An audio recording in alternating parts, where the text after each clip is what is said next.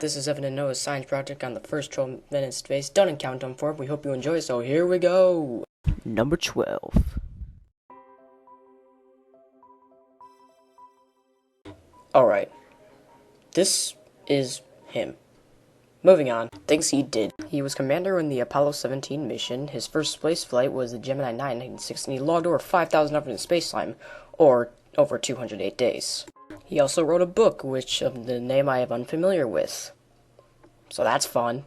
Number 11.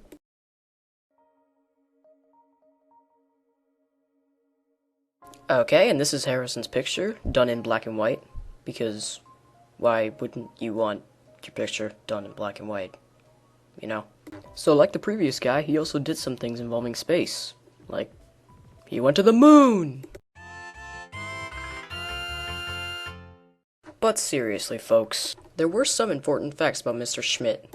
Consider the following. So Harrison originally was actually a geologist. He was assigned to fly to the moon for Apollo 18. However, Apollo 18 ended up getting cancelled, so he replaced Joe Engle, who is sadly not on this list because he didn't actually get to the moon. He replaced him in Apollo 17.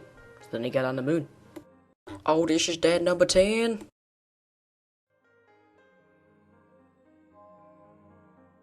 So yeah, Charles Duke was like the son of the original, the second of the existing. He was also the second one in this list to have his picture in black and white. So yeah, I guess you're assuming that there were things he did, to which I would say, have a smarty. Charles was Capcom during Apollo 11. He went to the moon on Apollo 16 with Ken Mattingly being the main captain. And he actually became Christian not long after and ministered prison inmates. Oh dang, single digits.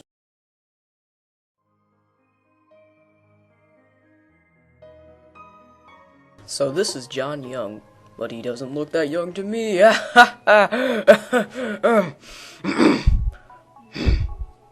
joke is terrible. So old John here is one of the more unique people on this list. Well, most unique being he's the longest serving astronaut for NASA to date. He first flew to the moon during Gemini 3, and kind of the funny parts is he sneaked a corned beef sandwich on flight, because he got hungry, because spacemen, when they're in space, they get hungry, you know. And number 8.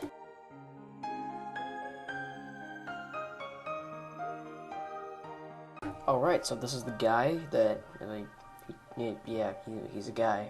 He totally exists. And he's an astronaut. So James Irwin was a lunar module pilot for Apollo 15.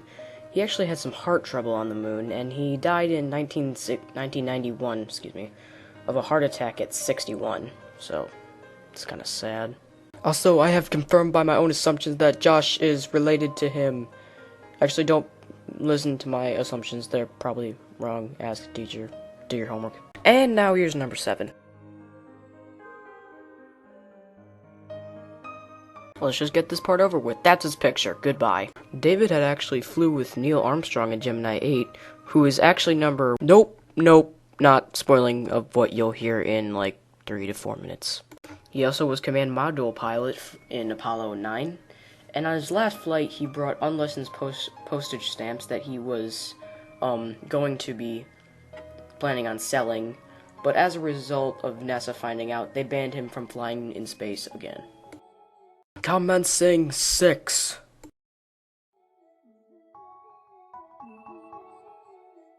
Okay, so this is Edgar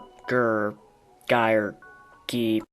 Okay, so this is Edgar's picture, which is actually a black and white picture of him on the moon, and maybe it was because he was ugly and didn't want to show his face. Mr. Ed What's-His-Face was a test pilot in 1952. He flew in Apollo 14, and he gained notoriety after he retired for his claims on UFOs.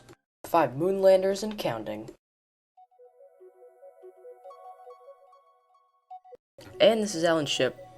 Wait, is he choking? Other than taking selfies of himself choking, he was selected to be a Mercury astronaut. He made the most accurate moon landing of all time, and he actually played golf on the moon, hitting farther than all professional golf stars ever on Earth. And 4.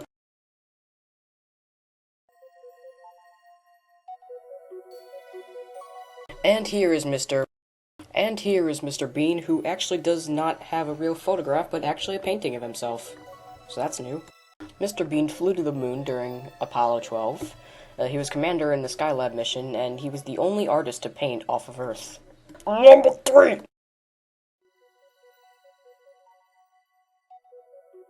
And this is Charlie right here. Oh, his eyes are so freaky. Help. So Charlie flew for Gemini 5, he was commander for Gemini 6, and on his trip to the moon, he launched during a lightning storm, which turned out to be really dangerous. And once he actually got on the moon, he quoted, "Whoopee! Man, that may have been a small one for Neil, but that's a long one for me." Number 2. So this is Edwin, and he's finally a guy who's not scaring me. He's not staring into my soul. He's smiling. Oh, I love you. Edwin flew in Gemini 12. He accompanied Neil Armstrong on his first moon landing, and he actually took a communion set with him and had communion on the moon.